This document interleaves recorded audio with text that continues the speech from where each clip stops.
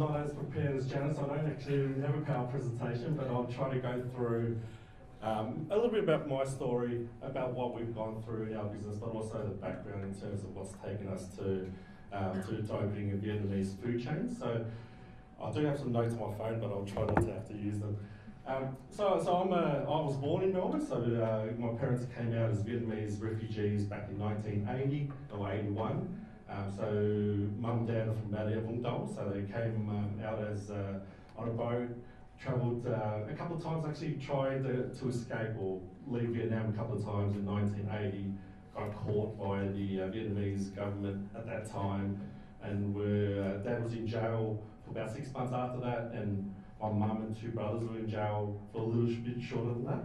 So that was the first stint in jail. Once dad got out the first time, they tried again, and the second time they tried, they made it to Thailand after 9 days out at sea, and we were very, very lucky to be looked after well by the Thai government. While they were in the refugee camp, apparently that's where I was conceived, so I'm a little bit tired as well. But they actually wanted to go to America because my parents didn't actually know where Australia was, or anything about Australia. But we're lucky enough to be chosen by the government back then to come to Australia, which was probably a blessing in disguise. So for those anyone lives around Nunawading at the moment? Does anyone live out that way? Nunawading, eastern suburbs. So it's a funny story. Mum and dad land in Melbourne, 1981, early 1981, and land on a Sunday morning at 6 a.m. Okay, so they get bussed down to Nunawading in the hostel. 6 a.m. Melbourne in 1981. There was no one around. Okay, so no cars on the road, no one walking around, no one. And they used to go, "Where were we sent?" So, but you know what? Go 35 years later or 40 years later, was the best decision or the best luck they ever had. Australia being probably the most, free country in the world, and we're the most blessed in Australia. So I was born here. Mum and dad, they worked, came here with nothing, and worked very, very hard to get to raise our 4 kids. So I've got 2 older brothers and a younger sister. Everyone in our family work enrolled. So it's a very family-based business, and it's a big part of our family now. Unfortunately, too often we talk about it over family dinners, but it's one of the things working through and growing up in a family where dad will work 100 hours a week, mum will work 100 hours a week, and they did a lot of different jobs to just help and raise a family. But we actually never went without anything. So although we didn't have a lot, we had a lot of love in our family, and I guess that culture, that love, that passion that they had for family was really instilled into the rest of the family. So coming back, I sort of had a very, I had a great upbringing, didn't have a lot, but had a great family around, went to school, got very good marks as well, which I was very lucky to have very supportive parents and helped us through education. Obviously education being very important, but I also had different views versus them, so I reckon there's probably a very typical Asian mentality and parents who want you to become doctors, lawyers, health professional, those sort of things.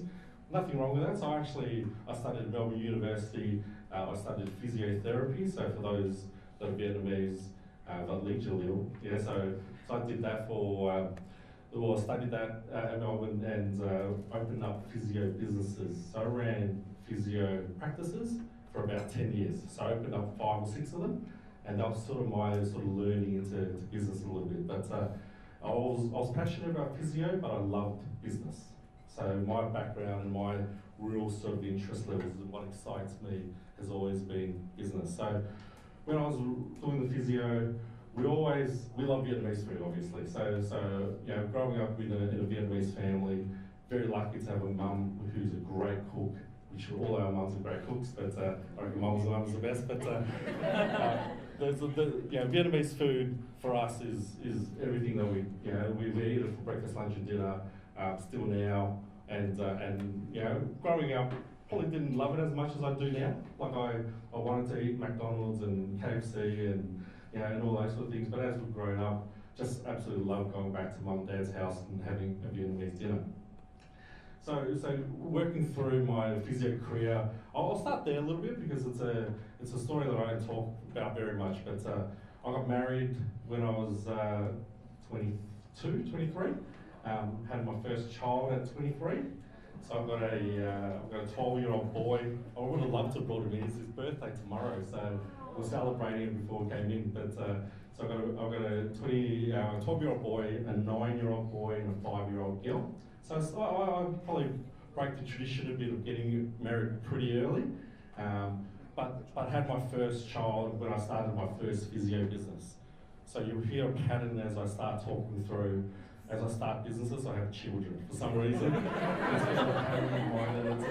It's not a good one, but it's stretched what we've done. But so I opened my first physio business, have a very supportive wife. My wife is Filipino, okay, so a very different culture versus Vietnamese, obviously very family orientated as well, but there was a lot of language barriers between my wife and my parents. So my parents don't speak a lot of English, now they do a bit more, but there was always those barriers in growing up, and and there's been challenges with that, but love the fact that we've been able to really overcome that and have a great sort of family positioning. And one of the things we talk about attitude of success, understanding what you're really about and understanding, for me, family's a real big part of what we do, what we're about, and success for me is about that success with family. And so you'll hear me talk about family a fair bit. So coming through, I started my first physio business. So for anyone studying physiotherapy or being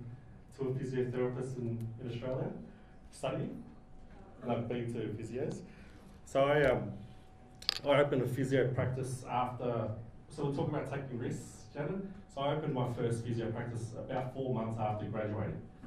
So I worked for a group, and so I ran the practice as a new graduate from day one, brand new practice, and I bought it after 4 months. But that's with the support of family. In a very short period of time, so I opened that first practice in 2004, and then I opened another 5 in 3 years. So during that process, probably went bankrupt maybe 3 or 4 times, I reckon, but without the help of my parents and my in-laws. So a lot of family support. We took a lot of risks. It's in my nature to take a lot of risks, and I think it's in a lot of people's nature, particularly Asian backgrounds, to love to take risks and really drive and try to achieve something, and that's what I did. Made a lot of mistakes along the way, but I learnt a lot from those mistakes. So as we sort of started to make more and more mistakes, we started to learn a lot about what we were about, okay? And what I started to talk and think a little bit more about was something called self-awareness. So I don't know if anyone practices self-awareness in this group, so there's a couple of hands up. So a very new type of thinking now about really evaluating yourself. So people talk about looking after your people talk about knowing what your why is, your reasons, your passions, your goals, all those sort of things. But if you actually don't know what you are like and what you want to be doing and how you are actually achieving things, it's actually very hard to try to lead other people if you don't actually know what you're actually doing. And that's a big factor, and it's a challenging thing. Challenging yourself every day to actually really look into yourself and go, actually, did I do that right today, or did I do that wrong? How often do people do that? Probably not enough. And something that's really important moving forward. But with the physio, so I was a franchisee of a physio group. Okay, so a group called Back in Motion. I was one of the first franchisees in the group, and developed a really strong relationship with the founder of Back in Motion. For those that have read, there's some challenges with Back in Motion at the moment. I'm still involved in the group, so I actually still have some practices in the group. But I've got partners who run them. So for me, my passion's always been about running businesses and finding the right people to help and run those businesses. Can I get a show of hands? So there's only one person here that works for Enrolled. Is that right? So which store?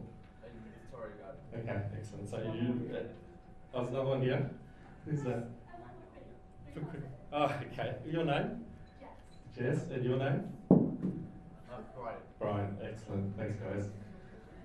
I've actually got business cards, so those are anyone else that's looking for jobs, we've got a lot of job openings at the moment actually, so because we're growing, so please come to me and talk.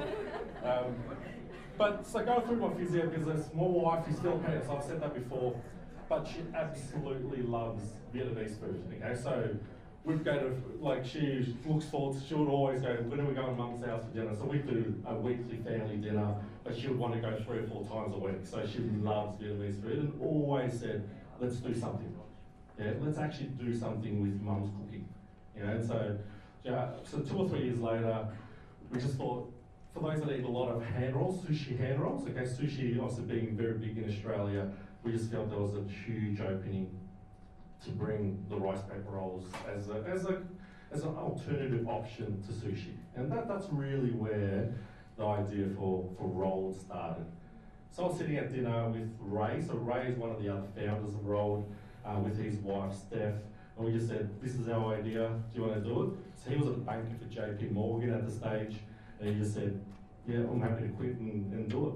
So we talked about talking risk. I sold him the story really well. He decided to quit and actually join, and that's where we started with Rolled in 2012. But yeah, we opened in 2012 in Melbourne CBD, so a little shop in what we call Goldsboro Lane. So does anyone work there or been there or been to that shop? But for those that you've been to the shop, were you there 5 years ago?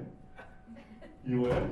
So for those that were there in the early days when we opened our first shop, it was actually quite an amazing experience. So we would have a queue of about 100 people every lunchtime. Okay, so it literally was a queue. We would serve maybe 1,000 people within a 2.5 hour window every day for 5 days a week. And it was just a really interesting experience, but we had no food experience. So this, come back and know that we started the business not knowing how to run food businesses at all, okay? Zero food experience.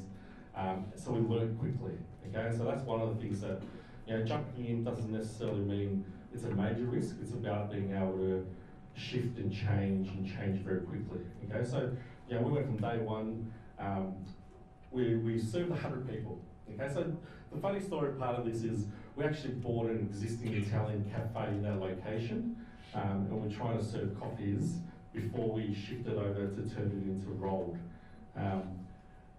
That cafe was serving maybe 30 or 40 people a day, okay?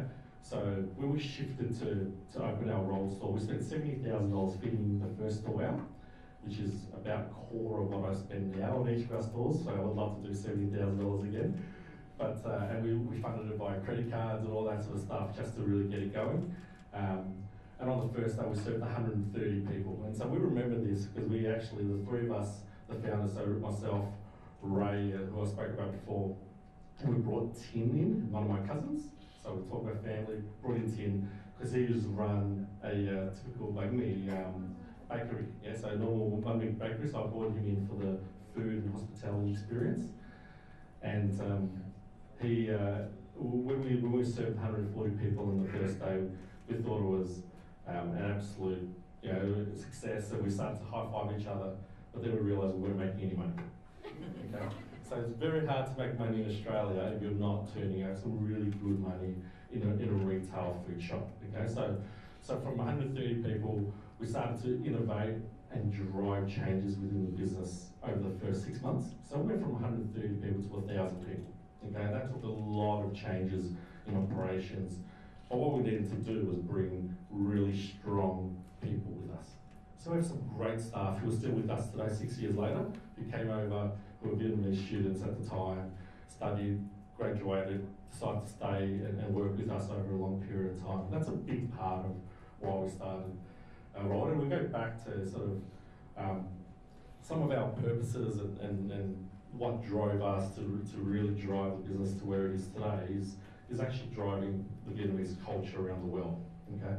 So I'll keep sort of jumping backwards and forwards, but Rolled, our passion for Rolled is to become McDonald's, okay? The healthy Vietnamese food offering like McDonald's, but just healthier and better. but as big, okay? But what I look up to McDonald's, I think they've done a brilliant job in what they've done in operations and driving value for money in terms of offering, but I think Vietnamese food has a major opportunity, and I think Roll could be a major part of that around the world, and that's our drive. Again, that's our mission moving forward. But go back to 2012, we opened the first store. We then opened our second store 6 months later, okay? And then we opened 25 stores the following year. So we went from 2 stores to 27 stores in an 18-month window. So for those that know and have ever opened a restaurant, you understand how hard it is to open up one restaurant, let alone 25 within 6 months with very little support. So we talk about drive, passion. These were 20-hour days, 7 days a week. This is what we were doing. There was only 5 or 6 of us, okay, trying to do this, including our wives and including our parents and all that sort of stuff. But we're driving and working really hard to be able to hopefully take our passion, our goals, our purposes, and be able to deliver something that we were really happy and proud with.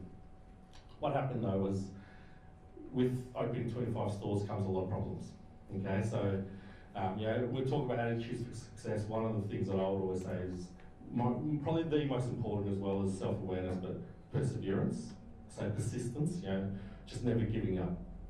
Okay, because we all go through challenges, and through our business journey, I should have gone bankrupt 3 or 4 times in the physio business, in the roll business.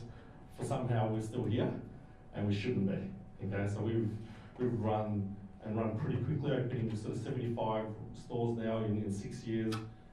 We've never really raised a lot of money or capital outside. Okay, so for those that are looking to invest money, if you have a lot of money, happy to talk and get some investors on board. But we are looking to really, we've self-funded a lot of the restaurants and a lot of the growth of our business. Brought on some investors along the way, but not in a major way. But one of the things for us has been learning from a lot of our mistakes and really persevering with what our goals and our passions are. So go back to our why. So our why in Roll is, and I've got the why Roll, the why in Roll is very different to my why.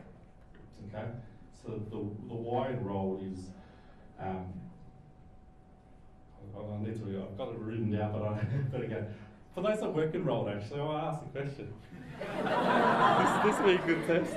Brian or Jess, do you know what our why is? The Roll why? Otherwise I'm going to speak to Queenie. So she works for my sister, which makes it difficult for her, but and Brian works for Eric. Is that right? Yeah. Yeah. That's fine. I'm putting on you on the spot here. This is not fair, but I'll see what your thoughts are anyway, because it'd be great to see for the audience. So it's basically about loving the journey, right?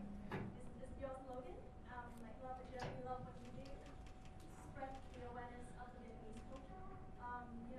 Food is the easiest way to connect people. Yeah. So if beautiful. you have food, you're happy. So she's now loved the journey, which is great. Okay, so love the journey for us means a lot of different things.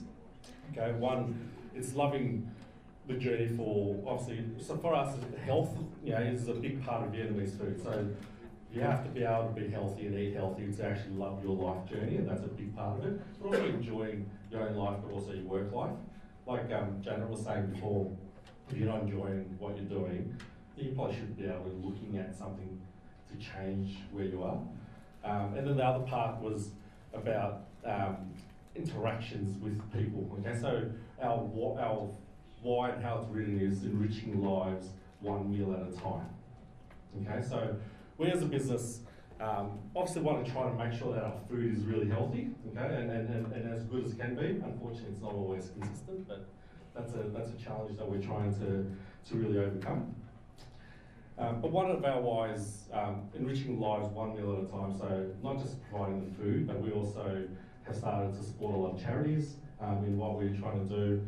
We've just started a little bit with Kono, which is great, but only a really small snippet.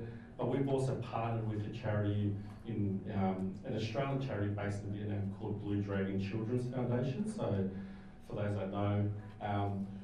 It's a charity who, a guy named Michael Brzezowski is the founder of it. He's an Australian guy. I've got a great relationship with him, and what they do is they rescue kids out of crisis. So those kids that have been sold into sex slavery, labour slavery, those sort of things, they actually go into these dangerous places and rescue these kids out. Okay, and one of the youngest I think they've rescued is 2 years old. Okay, so we talk about our lives and how challenging they may be. We have really privileged lives, I think, to be able to be here. So for us, we've partnered with them to build boarding houses in Vietnam. This is one of our whys. So my personal why is to actually build 1,000 of these around the world, okay, in our lifetime. Okay, so hopefully my kids' lifetime as well, but at least within my direct family lifetime, we would love to build 1,000 of these homes. So all these houses. So these houses allow kids to go to school, okay, because that's the first avenue for them to actually help the family get out of where they are and hopefully be more educated so they can go to school, go to uni, and really change where their life's heading. So, does anyone know Blue Dragon? Yeah, Janet, you do. Could you repeat the organization again? Blue Dragon Children's Foundation.